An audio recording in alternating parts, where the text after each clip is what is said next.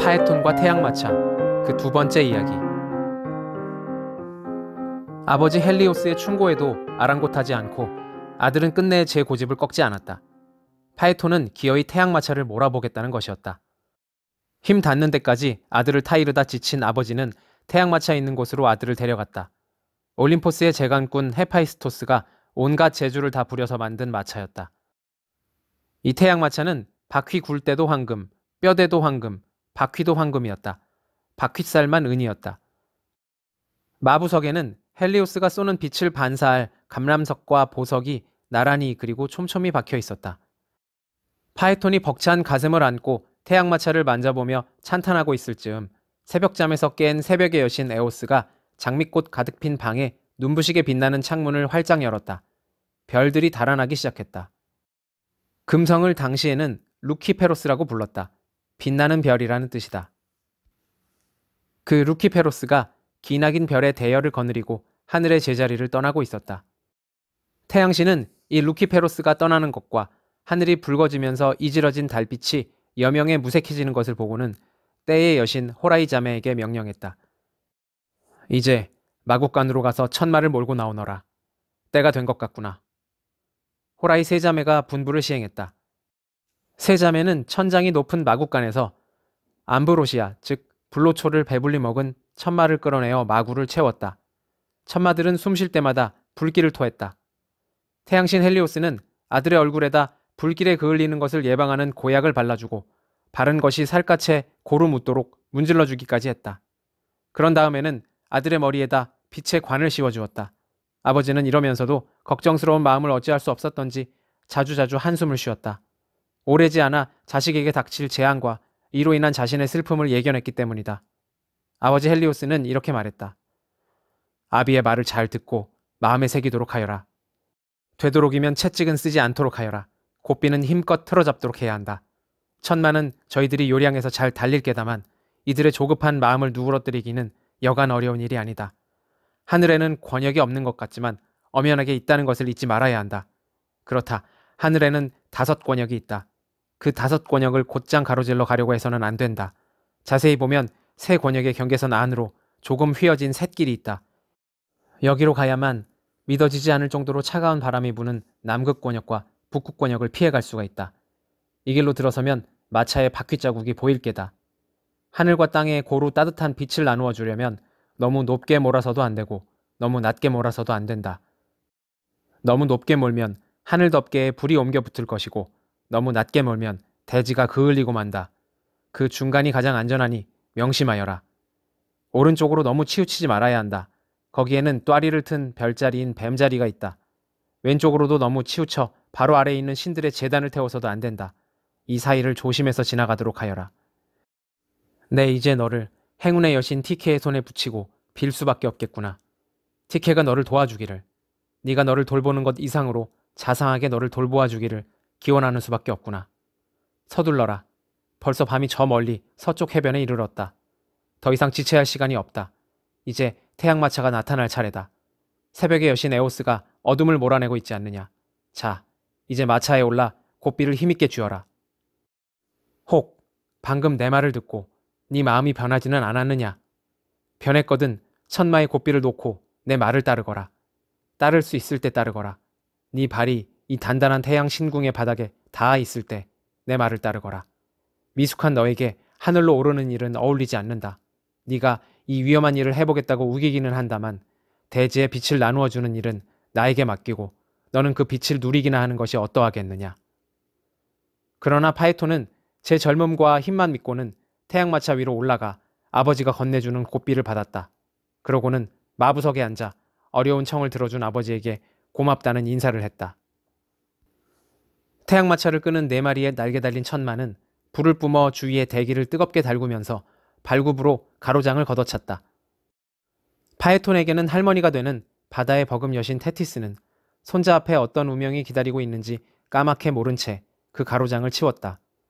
그러자 4마리의 천마 앞으로 하늘이 펼쳐졌다. 4마리 천마는 하늘로 날아오르면서 앞길을 막은 구름에 장막을 찢었다.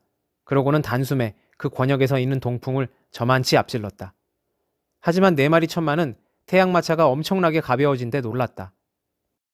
멍해에 느껴지는 무게가 그 이전에 견주어 믿어지지 않을 만큼 가볍게 느껴졌던 것이다.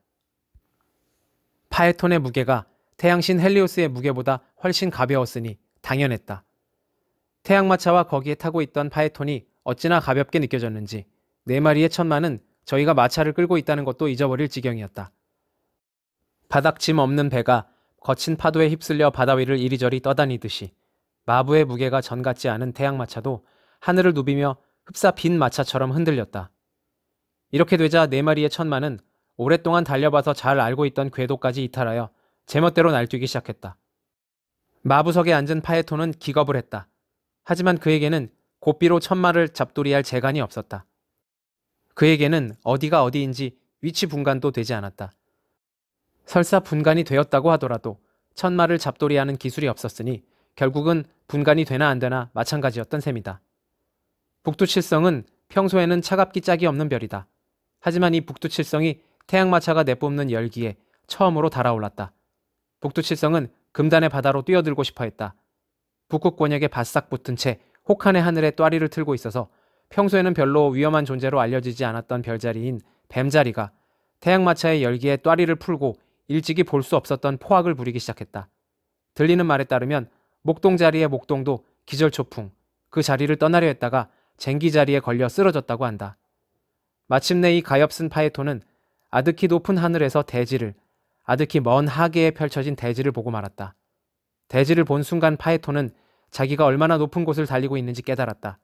그의 얼굴에서 핏기가 사라졌다. 그의 무릎은 갑자기 엄습한 공포에 걷잡을 수 없이 떨리기 시작했다. 강렬한 태양마차의 빗줄기 덕분에 그는 눈을 뜨고 있을 수가 없었다. 그제야 파에톤은 아버지의 천마 고삐를 잡은 것을 후회했다. 그리고 친아버지를 찾아낸 것을 후회했다. 스틱스강에 맹세한 친아버지를 원망했다. 그 친아버지에게서 소원 성취의 약속을 받아낸 것 자체를 후회했다. 태양마차를 몰겠다고 우긴 것도 후회했다. 그는 메로프스의 양아들로 그저 평범하게 살 것을 그랬다고 생각했다. 이런 생각을 하면서도 그는 태양마차에 실려 어디가 어디인지도 모른 채 4마리의 천마에 끌려갔다. 키도 쓸모없고 밧줄도 할 일 없어서 신들의 자비에 몸을 맡기고 허망한 기도에 희망을 건 쪽배와 다를 것이 없었다. 그저 그렇게 북풍의 운명을 맡긴 소나무로 만든 한 척의 쪽배와 다를 것이 없었다. 그로서는 손을 쓸 수도, 손을 쓸 여지도 없었다. 지금까지 달려온 거리가 적지 않았지만 가야 할 거리는 이보다 훨씬 더 멀었다. 그는 도저히 도달할 가망이 없을 듯한 서쪽 하늘과 두고 온 동쪽 하늘을 번갈아 바라보면서 그 거리를 가늠해 보았다. 갈 수도 없고 물러설 수도 없는 입장이었다. 그렇다고 고삐를 늦출 수도 없었다. 고삐를 잡고 있을 힘도 없었다. 허둥대다가 4마리 천마의 이름조차 잊어버린 판국이었다. 설상가상으로 하늘의 도처에 널려있는 거대한 괴물에 대한 공포까지도 그를 견딜 수 없게 했다.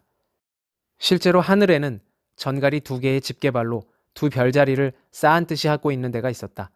파에톤은 무서운 독을 품은 전갈이 꼬부랑한 독침을 겨누고 있는 것을 보자 그만 기겁을 하고는 고삐를 놓치고 말았다.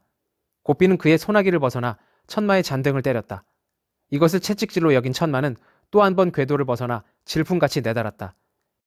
이때부터 천마를 다스리는 것은 아무것도 없었다. 4마리 천마는 생면부지의 공간을 누비며 그때까지 달려온 것만 가늠해서 그저 진동한동 달리기만 했다. 높디 높은 곳에 있는 하늘덮개에 박힌 별자리 쪽으로 달려가는가 하면 길도 없는 곳으로 태양마차를 끌고 가기도 했다.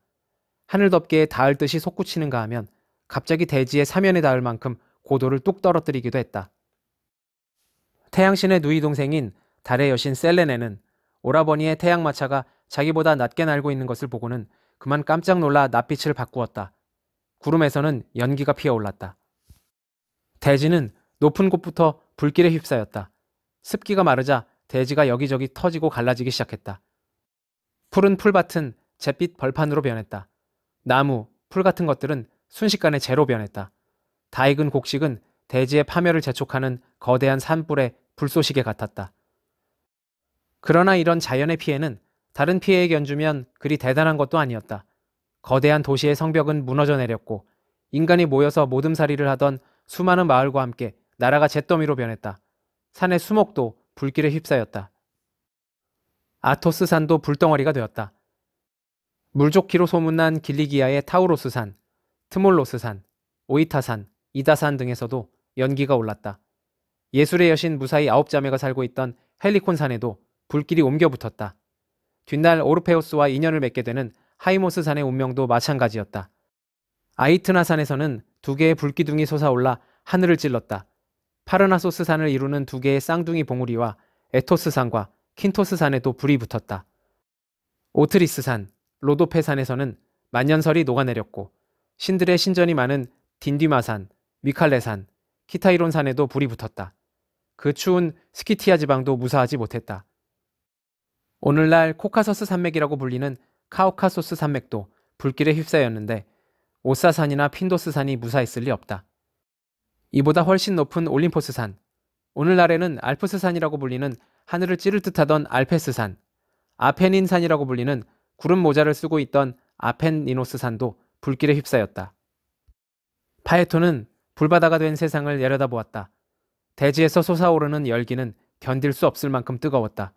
그의 숨결도 풀무에서 나온 공기처럼 뜨거웠다. 마차는 빨갛게 달아오는 것 같았다. 열기와 함께 올라온 재와 하늘을 날아다니는 불똥도 그를 괴롭혔다. 뜨거운 연기로 주위가 칠흑 어둠이라 그는 자신이 어디에 있는지 어디로 가고 있는지 알 길이 없었다. 발발은 천마가 끄는 대로 끌려가고 있을 뿐이었다. 오늘날 에티오피아로 불리는 아이티오페이아 사람들의 피부가 새까맣게 된 것도 이때부터였다고 사람들은 말한다. 열기 때문에 피가 살갗으로 몰려서 그렇다는 것이다. 전해지는 바에 따르면 오늘날의 리비아가 사막이 된 것도 이때였고 열기가 물을 말려버리자 물의 요정들이 머리를 쥐어뜯으며 샘과 호수가 없어진 것을 애통해한 것도 이때였다. 보이오티아 땅이 디르케 샘을, 라르고 땅이 아미몬의 샘을, 에필의 땅이 피레네 샘을 잃은 것도 바로 이때였다. 샘이 말랐는데 트인 물길을 흐르던 강이 온전했을 리 없다. 오늘날 돈강이라고 불리는 강의 신 타나이스는 물속 깊은 곳에서 진땀을 흘렸다. 연로한 페네이소스, 미시아의 카이코스, 흐름이 급하기로 소문난 이스메노스도 그런 고초를 겪었다. 아르카디아의 에리만토스 강, 훗날 트로이아 전쟁 때 헤파이스토스에 의해 또 한 차례 마르는 변을 당하는 크산토스 강도 이런 고통을 면하지 못했다. 누런 리코르마스 강, 꾸불꾸불 흐르는 마이안드로스 강, 트라키아의 멜라스 강, 스파르타의 에우로타스 강, 바빌로니아의 에우프라테스 강, 오론테스 강, 흐름이 빠른 테로모돈 강, 오늘날 인도의 겐지스 강에 해당하는 강게스 강, 파시스 강, 히스테르 강도 변을 당했다. 알페이오스 강은 끓어올랐고 스페르케오스 강은 그 둑이 불바다로 변했다. 타고스 강 바닥의 금싸라기는 불길에 녹았고 노랫소리로 마이오니아 강을 이름난 강으로 만들던 이 강의 새들은 키스트로스 호수로 뛰어들었으나 끝내 살아남지는 못했다. 오늘날 나일강에 해당하는 네일로스 강은 기겁을 하고 땅끝까지 도망쳐 땅속에다 그 머리를 쳐박았다. 네일로스 강의 원류가 어디인지 모르는 것은 바로 이 때문이다. 어쨌든 당시에 네일로스 강 7하구에서는 먼지가 일었고 물길에도 물은 없었다. 이스마로스 강, 헤브로스 강, 스트리몬 강, 헤스페리아 강, 레누스 강, 파도스 강, 강들의 지배자 자리를 약속받은 티브리스 강의 운명도 크게 다르지 않았다.